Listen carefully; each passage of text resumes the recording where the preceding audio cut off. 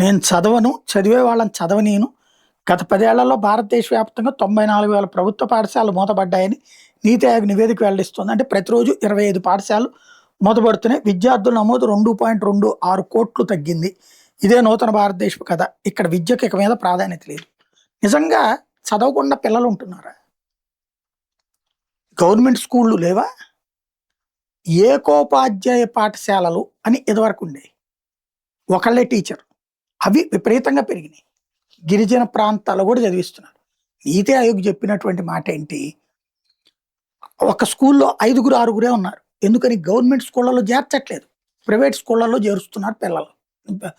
Labour కూడా పిల్లల్ని అందులో చేరుస్తున్నారు. దాంతో ప్రభుత్వ పాఠశాలలో చిన్న 5గురు 10 మంది ఉండే చోట వాళ్ళని తీసుకెళ్ళి ఎక్కువ మంది ఉన్న స్కూల్లో చేరుస్తున్నారు, విలీనం చేస్తున్నారు. దాన్ని వీళ్ళే ప్రచారం చేస్తున్నారు, స్కూళ్ళు మూసేస్తున్నారని ప్రచారం చేస్తున్నారు. అట్లాగే విద్యార్థుల సంఖ్య తగ్గిపోయింది. ప్రభుత్వ పాఠశాలలు తగ్గి ప్రైవేట్ పాఠశాలలో పెరిగిపోయింది. ఉడాయిస్ నివేదిక ప్రకారం దేశవ్యాప్తంగా విద్య పెరిగింది, విద్యార్థుల సంఖ్య పెరిగింది.